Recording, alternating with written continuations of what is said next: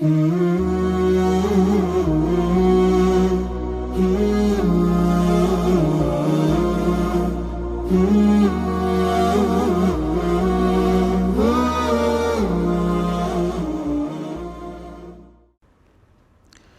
الله الرحمن الرحيم. الحمد لله رب العالمين، والصلاة والسلام على سيد المرسلين وعلى آله وصحبه أجمعين.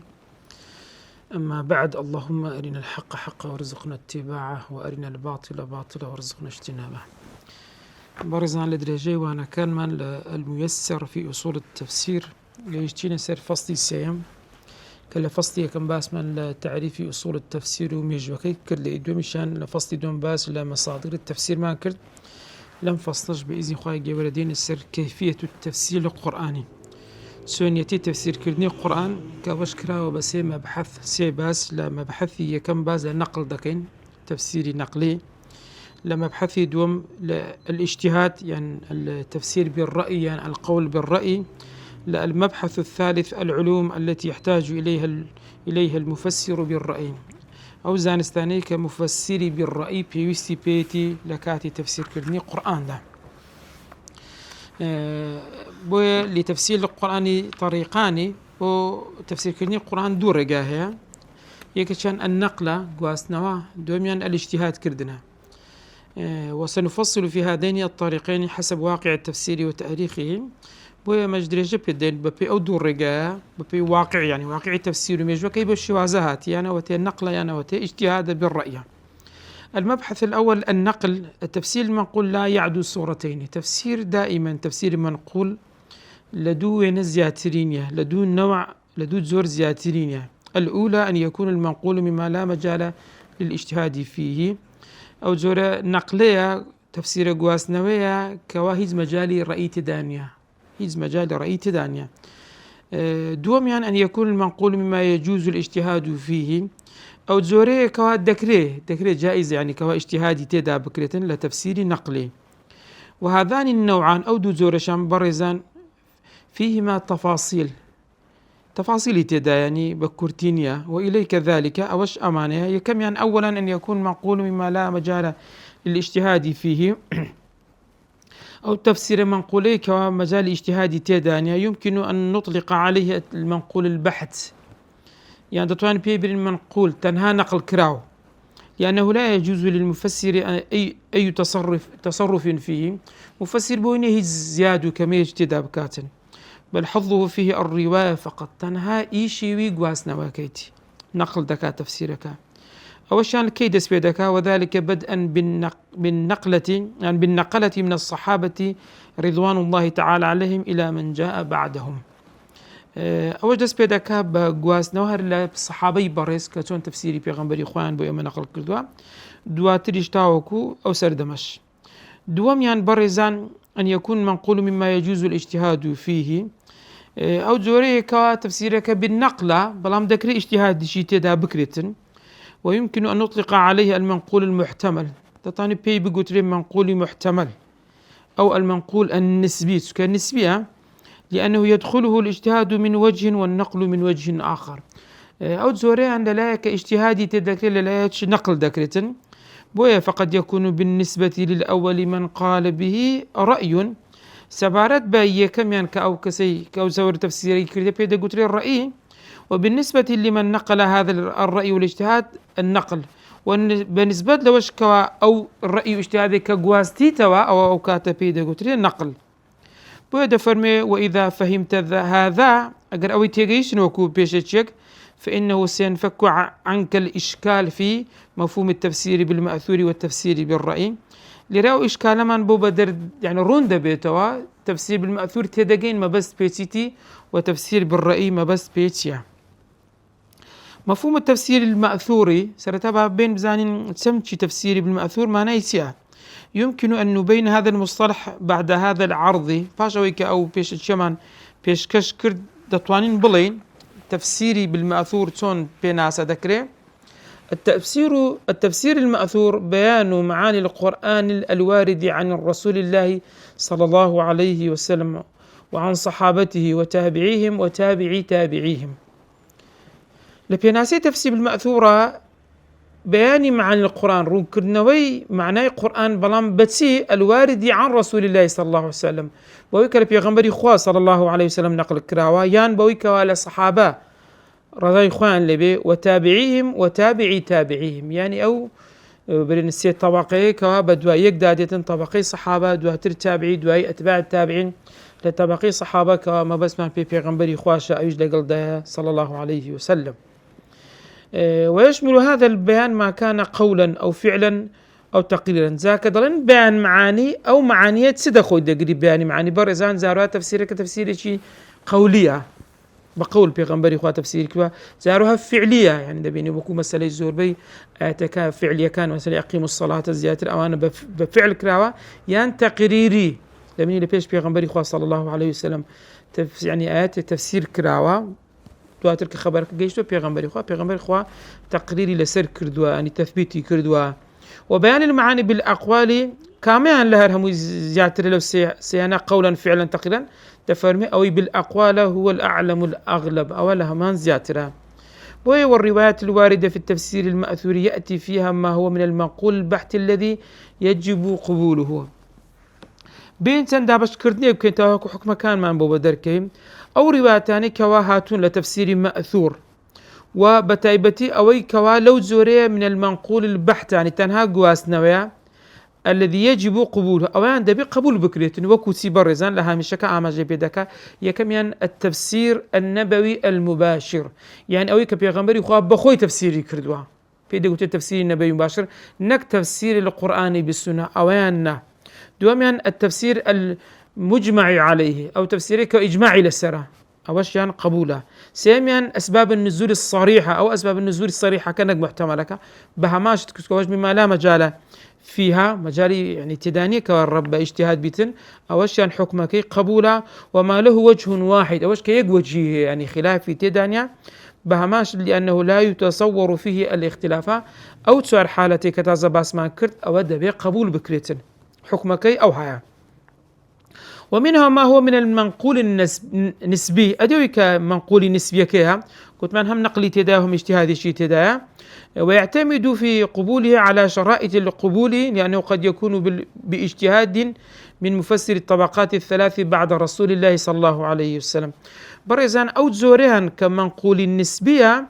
أو باعتماد سير مرزكاني قبول بكين يعني أو تفسير بسن مرزكي كقبول بكريتن لبروي أو اجتهاد للان كامي لو سي طبقة كي الصحابة تابعي أتباع التابعين دواي بيغمبر صلى الله عليه وسلم وهذا الاجتهاد من هذه الطبقات الثلاث أو اجتهاد لو سي طبقي كالصحابة وتابع أتباع التابعين تفرمي يصير مأثورا لمن بعدهم دبيت تفسير بالمأثور لبؤويك لدواي وانديتن لأننا رأينا أصحاب كتب التفسير الناقلين للتفسير المأثور عن السلفين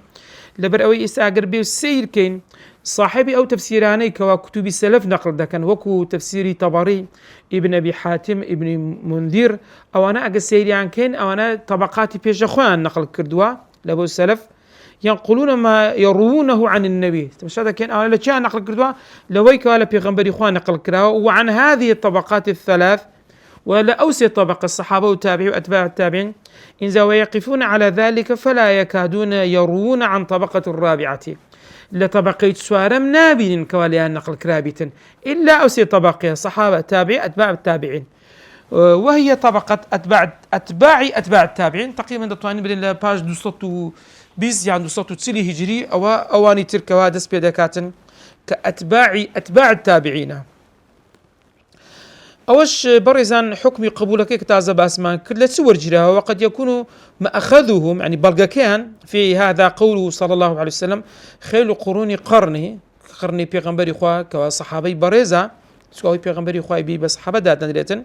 ومات على الإيمان ثم الذين يلونهم أو أنيك بدوايوان دين كقرني تابعين ثم الذين يلونهم أو كبدوايوان جدي كبيدا قلت لي أتباع التابعين يعني أوان كرتاب بلغا بوي أوسي قرنا كوابقرني سلف دادن درتو تفسير كشان ببي أو بيوراني كتازا باسمان كرد أجر هاتو مما لا مجال لي فيه للرأي أو قبول دكريتن أو تكش دشيتها جير باري شرائط القبول وهذا النقل عن هذه الطبقات الثلاث أم زورشان برزان مما وقع عليه اتفاق علماء أهل السنة. علماء أهل السنة لسوي متفقا يعني بون مكدرية تفسير بالمأثور ما بس يعني بتفسير أو سي طبقها، وتقرير ذلك من عملهم يطول. اگر بيو سيري عملي شاك يعني بتفاصيل كواوشتانا زي جير بو باس كراوا. ويكفي شاهدا على ذلك أن تطالع كتاب الدر المنثور، يعني بون مناقص سير كن طالعي كتابي در المنثور بالتفسير بالمأثور إمام السيوطي رحمة خوالي بيتن، وترى مصادره أقسيري مصدر كان يمكن التي نقل منها إمام السيوطي للتفسير كي الدر المنثور يعني بالتفسير بالمأثور سير دكي مصادر كيتها، ثم ترى عمن روى عنه من هذه الطبقات سير دكي بس طبقين نقل كردي الصحابة التابعين أتباع التابعين، فلا تجد إلا الصحابة والتابعين وأتباعهم، لغير الصحابة والتابعين وأتباع التابعين أواني ترنابين يوا بوي أو زور التفسير بيد قلت لي التفسير بالمأثور. أو لرجي كم برزان طريق النقل ذا الشوازي النقل كرنا كشسونا.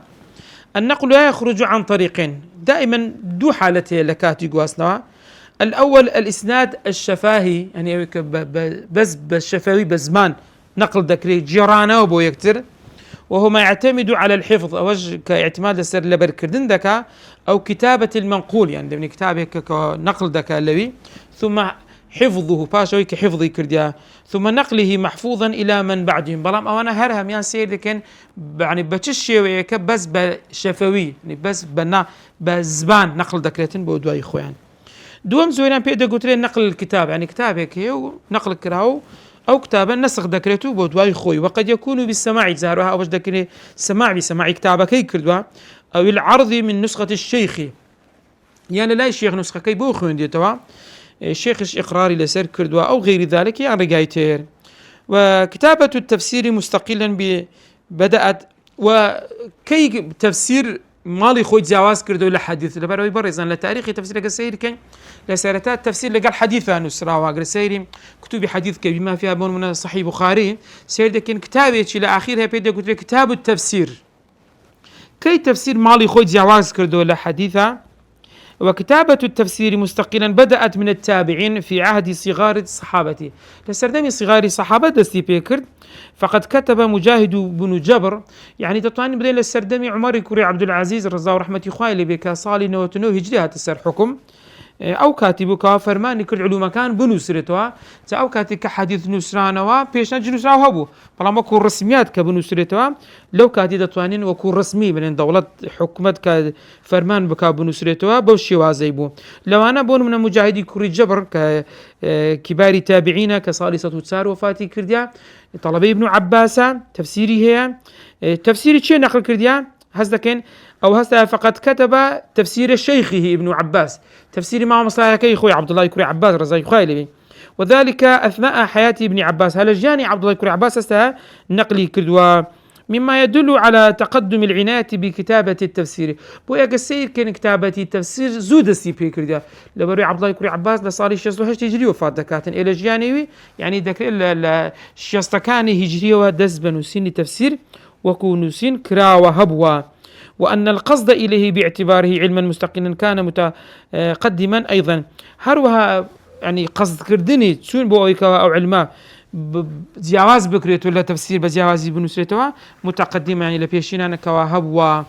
بيصير ده كان فمجاهد تلقى التفسير مشافهة من شيخه ابن عباس سير ده كان مجاهد يكري الجبر تفسيره كي بمشافهة لشيء وقرتها لعبد الله يكري عباسي وقرتها رضا ورحمة خوالي به، ثم نقله تلاميذ مجاهد باشان كتاب كان مجاهد نقل كردوا إما سماعا منه يعني بسماع جان لمجاهد وإما نقلا من أصل يعني كتابك مجاهد يكري الجبر ثم عرضه عليه باشا يقولون كتابك كان عرض يعني كرديا لبو يعني بوان خينديتو لسر كتابك ايش إقراري لسر كرديا. ثم تنامت كتابة التفسير في عهد أتباع التابعين دوائل سردمي أتباع التابعين زياتر تفسير نسينوي فراوان تربو، ولما ابتدأ جمع التفسير المنقول بكتابته دواتر كوكرنوي تفسير نسينوي، صارت هذه النسخ التفسيرية مرجعا ينقل منها من عاصر أصحابها. زا أو تفسير مجاهدي كور جبرؤاني تريج بريزان أو بوهوي كواوي أو سردمي كواني دجان لوانيا النقل ذكرت أو من جاء بعدهم يعني أوي كالدواي أوان دهات. وقد صار المفسرون إلى هذا اليوم على هذا الأسلوب تاوكو أمروش خلق هر لسير أمشي وازيا بلا ما قربي وسير كان إسام مجاهدي كوري جبر تفسير كي خوي هيتي منقولة إستابة مطبوعي الشيام وهندي شيء تريج تقريبا أنه كل السلف من مقاتلي كوري سليمان بس مقاتل سليمان كقرن أتباع التابعين لقرني سيما تبين أوزوها بلام الزور ترين أجر سير كان طباري رضا رحمة إخواني اللي بيتن وابن أبي حاتم وابن منذر أو أنا سير ده كان زور أو تفسيران بس سند هل هميان لأن نقل كردوا دوم رجاوة كي كم نقل تفسير ببرزان دوم يان كي باز دكين ليرتيا برزان النقل من كتب التفسير واسنوا لا كتب تفسير كان أساليب المفسرين في النقل عن كتب التفسير الشواذ كان ينكو برزان. الأول ذكر مصدر القول أو صاحبه، وهذا الأسلوب هو الأصل العلمي المعتبر وتراه كثيرا في كتب التفسير. لو حالتات سون يعني تفسير يعني نقل كرديا باسي مصدر كان كرديا مصدري قولك يا صاحبي قولك بونك تفسيري تبريان أو قولي تبريا،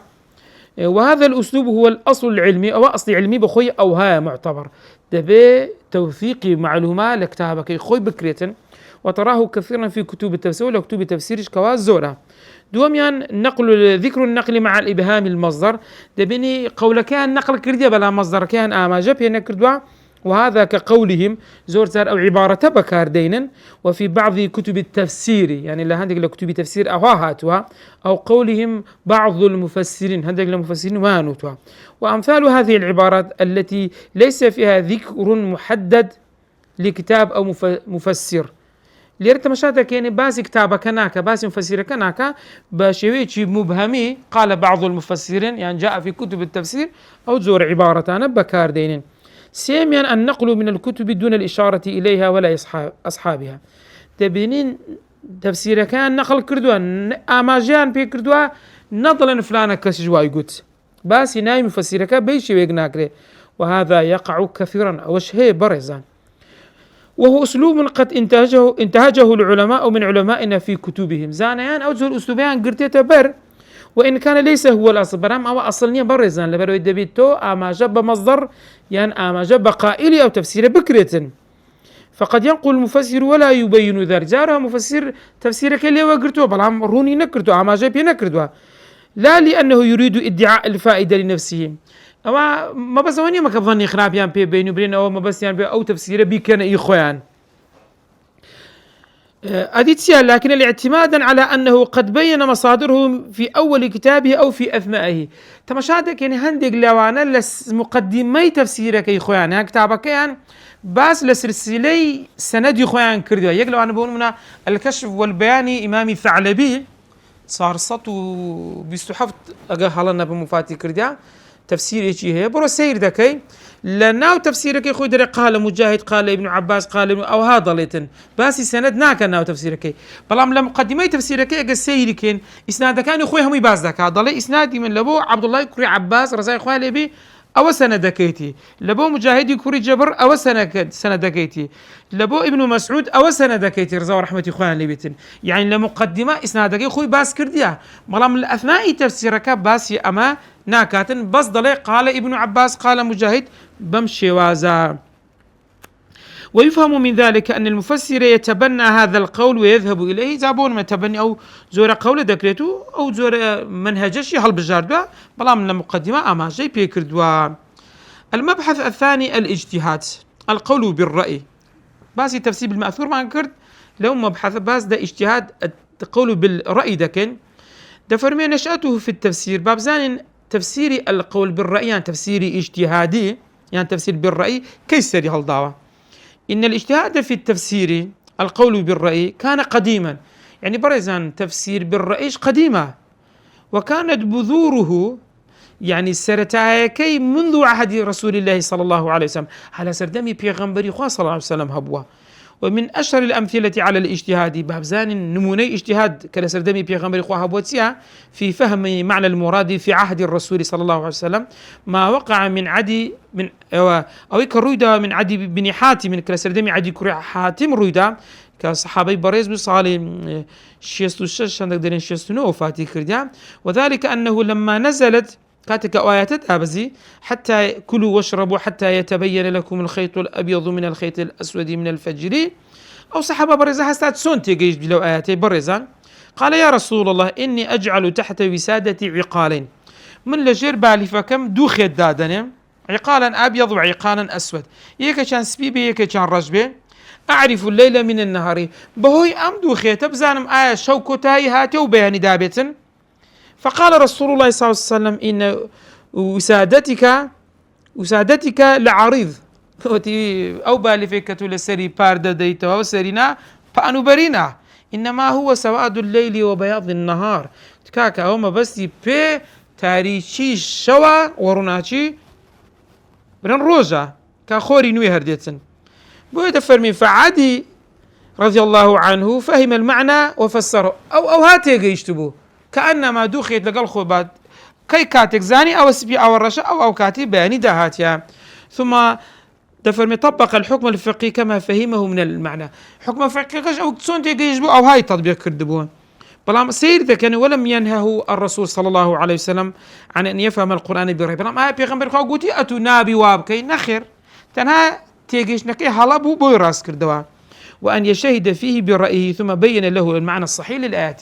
معنى آياتك بصحي بدرسي بيغمبري خوا بو باس كرد بويا نهيلي نكرد نيجو وامك تفسير بالرأي نبي باجتهادي خود به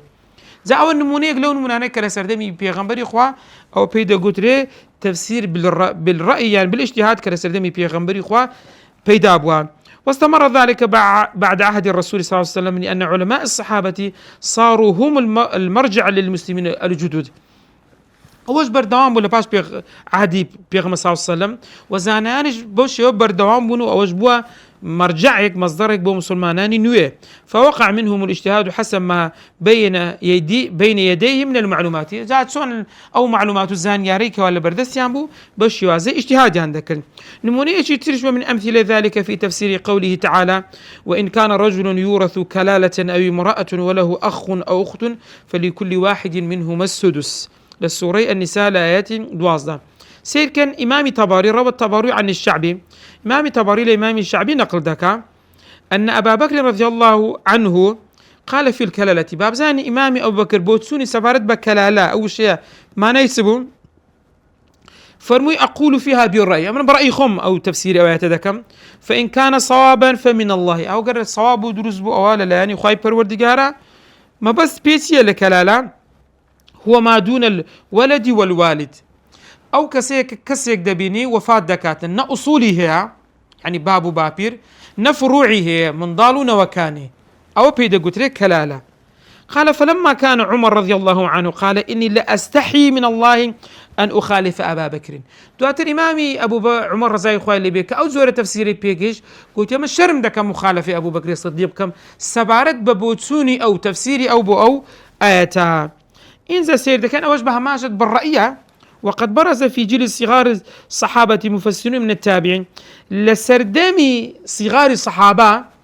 مجموعة مفسرين كسير دكان بدر كوتن لتابعين كانت لهم آراءهم مستقلة وأنا آراء رايو بوسنا كان سرب خوبوا وكانت لهم بالتفسير عناية من جهة الرواية أو التدوين بهماشت أوانش تفسيري عن هبوا لروي الروايات ولروي نسينوا بنا سعيد كوري جبير كصالي نوتو بينجي هجري وفادك مجاهدي كوري جبر صالي صوتو تسار وفادك عكرمة صالي صوتو بينز وفادك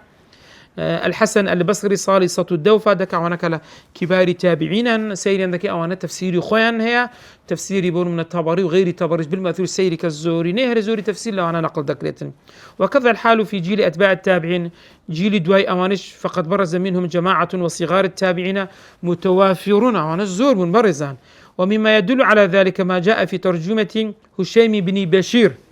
لكاتك سيري ترجمه هشيم كري بشير ده كان كصالي صدوها هشتاوسي يكك لأتباع التابعين قال أبو سفيان ضل أبو سفيان فرموتي سألته هشيما عن التفسير بسيارم له هشيم يكري سبارد بتفسير كيف صار فيه الاختلاف؟ اختلاف شلون دروز بو؟ قالوا برأيهم فاختلفوا، يعني برأي خوان باجتهاد خوان تفسير يعني كرد كباجتهاد تفسير كلا خلاف دروز بو. وهشام في طبقة أتباع التابعين، طبقة أتباع التابعين، فهو يشير إلى ما وقع من الاختلاف في عصره وقبل عصره. بو أوش سيري باز لخلاف لسردمي خوي كأتباع التابعين بيش خوش كتابعين بهمان شيوش كوا نقل دبيبو أواني بيش خويان. بو سرد كان دبينين لجيل الصحابة لجيل تابع أتباع التابعين مفسران سري هالضاو تفسير بالرأي كردو وخلافش دبينين لتفسير كان قصير كان بأشكال برتامان دكوين. أو خلافة برزان كتازة باس ما كرد أنواع الرأي دو زورة. الرأي نوعان، رأي محمودة يعني رأيك كوسباس كراوة، ورأيك مذمومة ذم كراوة يعني هلايا. ورأي المحمود سونا ما كان عن علم يعني اجتهاد، برام اجتهادي شيء علم لسلزان نسبة،